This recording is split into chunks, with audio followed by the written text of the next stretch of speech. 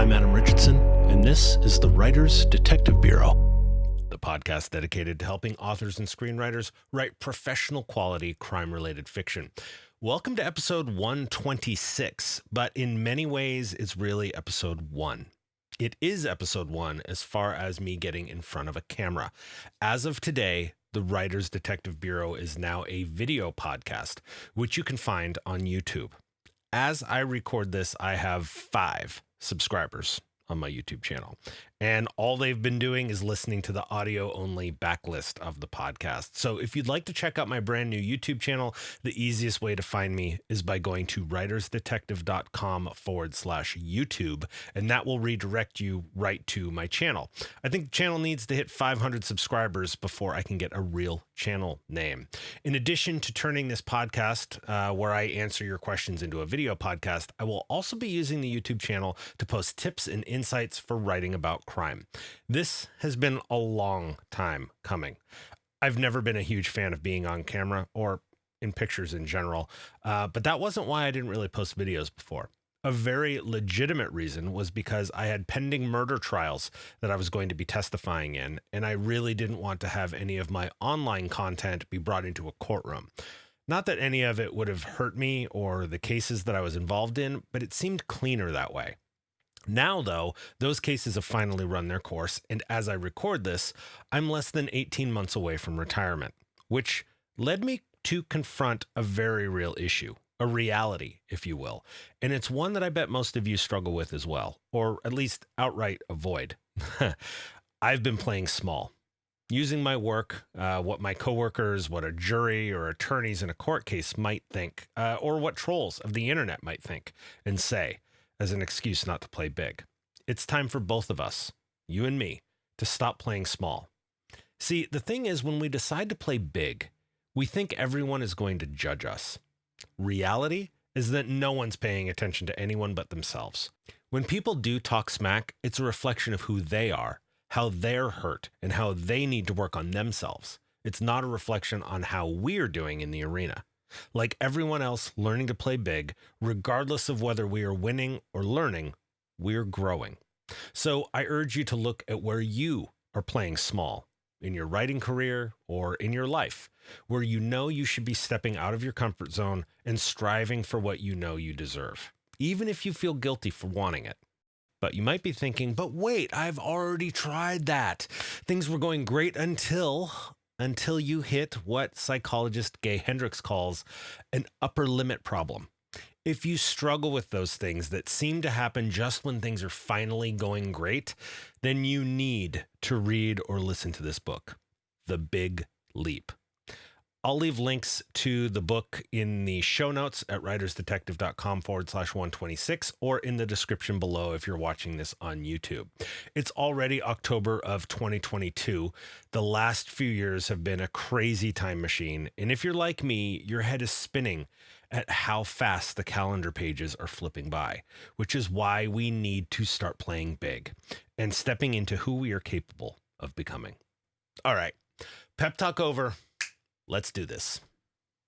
Our first question comes from Silver Cufflink patron Richard Kirkman, who writes, "Thanks for all of the great information you provide on your podcast. I've become addicted to it. You mentioned that you're in England, which I was during the previous episode. Prompts me to ask something I've been curious about for a long time. In contemporary crime shows from the UK or Commonwealth, there seems to be quite a difference in how CSI officers and detectives present, act, and dress at homicides versus how it's depicted in U.S. crime shows, or even what we see on the news here. In the UK, CSIs and sometimes detectives are dressed in white jumpsuits, gloved and slippered. The victim in situ is always protected by a tent. There are even things laid down on the floor or ground for investigators to step on in some crime scenes so as not to disturb any possible evidence. First, is that a true difference even in large U.S. city departments? And if so, why? I know the UK police have much more centralized and probably more standardized procedures than our fragmented jurisdictions. Do you think it makes a difference in the effectiveness of investigation and prosecution? Thanks again. Looking forward to your answer." Excellent questions, Richard. And I've noticed the same thing. I think the way the UK and the Commonwealth CSI folks conduct a more sterilized crime scene investigation is most definitely a best practice that the US could learn from. The white suits Richard is referring to are Tyvek suits, disposable, plasticated paper-like suits that, in theory, should keep you from shedding your DNA all over the crime scene. We do have access to Tyvek suits, but we tend to primarily use them for hazmat situations, like back when we had a major problem with clandestine meth labs popping up all over the country. I've been in some very bloody crime scenes where a Tyvek suit should have been worn. It would have been great to have, but they weren't offered up to me. We do use those blue surgical booties on our shoes quite often to keep from tracking blood all over a crime scene, but that's been about it or at least for where I work. I've seen the platforms that Richard refers to, like metal 2-foot by 1-foot plates that are placed on the ground. They're elevated off the floor by about 3-inch tall feet, like one in each corner. But that's been a relatively recent addition to my department's CSI team, at least. I've not seen that widely adopted in the US yet. But back to the Tyvek suits. The problem with the Tyvek suits is that they are non-breathable. Let me tell you that I am a sweater. Not like a Christmas sweater or jumper if you're from the UK. I mean, I sweat profusely when I wear even a windbreaker. So even if the Tyvek suit kept me from leaving arm hairs with my DNA in the crime scene, my socks are going to be wet from perspiration. I know, too much info. But I think comfort is a main reason why we tend not to wear them in the US, along with budget. Tyvek suits are relatively cheap, about $5 per suit in the US, but like latex gloves, you're tossing it after each use, and that certainly eats into a budget quickly given how busy our CSI units are in the United States. Really, though, it comes down to whether crime scene contamination by investigators has become enough of an issue in court. Until we have a major case that hinges on our not wearing them, I don't really see us adopting that best practice until we're forced to. It's not about the money, it's about the money. Our next question comes from Sean Watson, who writes, "Hello, Adam. Thank you for all your time and effort putting together the podcast and your research for these questions. I recently watched an episode of Law & Order where a detective lied to a suspect, promised her immunity, and then arrested her when she confessed. This raised two questions for me. One, how far are the police allowed to lie when talking to witnesses, suspects, or persons of interest? And two, would such a deception have any impact on the credibility of other testimony from that officer or put that officer on the Brady List? Thank you for your consideration. Sincerely, Sean." Thanks for the questions, Sean. We are allowed to use a ruse or a certain amount of deception when talking to suspects, but there are limitations on how far we can push it. The landmark decision is Florida v. K-word, and that sets the limitation to being deceptions that cannot shock the conscience of the court, nor can we fabricate false evidence. So as an example, I can say your DNA was found at the scene, but I cannot fabricate a fake DNA lab result, lest that fake lab result somehow get confused as actual evidence. But lying about immunity is a whole other matter. If you tell someone they have immunity, whether you have the authority to grant it to them or not, it pretty much applies from that point forward. Using the fruit of the poisonous tree theory from the exclusionary rule, like if I obtained a confession after a suspect invoked their right to not talk to me, whatever the suspect that was falsely told they had immunity admitted to or revealed would likely not be admissible as evidence. While it would certainly damage the case, let's say I told you I granted you immunity and I don't have the authority to do so, or I just flat out lied to you about immunity, but then you confess to a murder and you tell me where the body is hidden, neither your confession nor the body that we find based upon your admission would be admissible. It's hard to prove a murder when the body itself and the findings we glean from it are not admissible. But it wouldn't necessarily mean the officer would end up on the Brady List. So what is the Brady List? Prosecutors are obligated to provide exculpatory and impeaching information to the defense about peace officers. And this stems from the 14th Amendment as it relates to due process, and specifically how the United States Supreme Court ruled in Brady v. Maryland in 1963. In other words, each prosecutor's office, like your local district attorney's office, must maintain a list of law enforcement officers that have sustained allegations, meaning confirmed allegations of criminal convictions, untruthfulness, or any other issue that brings that officer's credibility into question. When we're talking about untruthfulness, we aren't talking about using a ruse in an interview. We're talking about lying to internal affairs if they're investigating a complaint, or perjury on a witness stand, or in a warrant, or falsifying official records, like intentionally lying in an official police report. As a cop, you do not get a second chance at being branded a liar. We swear to tell the truth to get search warrants and arrest warrants issued. We swear, certify, or affirm that the contents in our police reports are true to the best of our knowledge.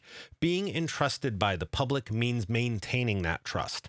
If an officer is found to have done something and added to the Brady List, the prosecutor's office can demand the police agency not forward any cases, meaning reports or investigations, where that officer is a witness, meaning that they had any involvement with the case whatsoever, because the prosecutor will refuse to call that officer as a witness, nor do they want that officer being called in by a defense attorney for their involvement in that case. So what's an officer to do if they can't be part of an investigation? If they can't do their job because they're branded as being uncredible? Not much, really. Most often, those officers are terminated. There are problems with the Brady List, though. As far as I'm aware, most states do not provide any due process for officers added to a Brady List. Many states won't even divulge to the officer why they were added to the Brady List. So I anticipate a push for due process on behalf of individual officers in the future if protocols for adding officers to Brady Lists aren't clearly spelled out. Before we get to our last question, I want to give a very heartfelt thank you to my Patreon patrons, especially over the last few months. My Coffee Club patrons, my Silver Cufflink patrons, and my Gold Shield patrons like Deborah Dunbar from DeborahDunbar.com, Cece Jameson from CeCeJameson.com, Vicky Tharp at VickyTharp.com, Larry Darter, Natalie Borelli, Craig Kingsman of CraigKingsman.com, Robert Mendenhall of RobertJMendenhall.com, Marco Carocari of MarcoCarocari.com, Rob Kearns of KnightsFallPress.com, Mariah Stone of MariahStone.com, Kaylee and Aurora Jacobson. Thank you so much for your support. You have no idea how much it means to me. Our next question comes from Victoria Kazarian, who writes, I have a question about how footage from home security cameras or devices like Ring would be used as evidence. If a crime is recorded on one, would the homeowner have to surrender that footage to the police? And would they still be able to keep a copy themselves? Adam, I've been listening to your podcast for the past few years, and I've learned so much from it. Thank you for being such a great research resource for mystery writers. Victoria. Well, thank you so much, Victoria. It is definitely a privilege to be able to help writers like you. So, would a homeowner have to surrender that Ring footage to the police? They'd only have to if the police presented them with a search warrant for the footage. Realistically, the police would ask the homeowner to voluntarily provide the footage, which, as a Ring user myself, would technically be a digital copy of what was recorded. So yes, the homeowner would still have a copy of the recording saved to their Ring cloud account. To the best of my knowledge, Ring doorbells do not have their own internal DVR or digital video recorder, so that footage is pushed out to the cloud. Remember, though, that the cloud really means someone else's computer. So with that in mind, if the homeowner flat out refused to assist the police, or let's say the police have no way of actually reaching the homeowner, the police could write a search warrant and serve it on Ring, meaning serving the company Ring LLC to obtain the footage. In fact, if you go to ring.com and click on the terms of service, you'll find a pretty common TOS statement that reads, in addition to the rights granted above, you also acknowledge and agree that Ring may access, use, preserve, and or disclose your content to law enforcement authorities, government officials, and or third parties if legally required to do so. And it goes on to say, deleted content and Ring Protect recordings may be stored by Ring in order to comply with certain legal obligations and are not retrievable without a valid court order, which means there's a possibility the police might still be able to use a warrant to get a copy of the video, even if the homeowner deleted the video.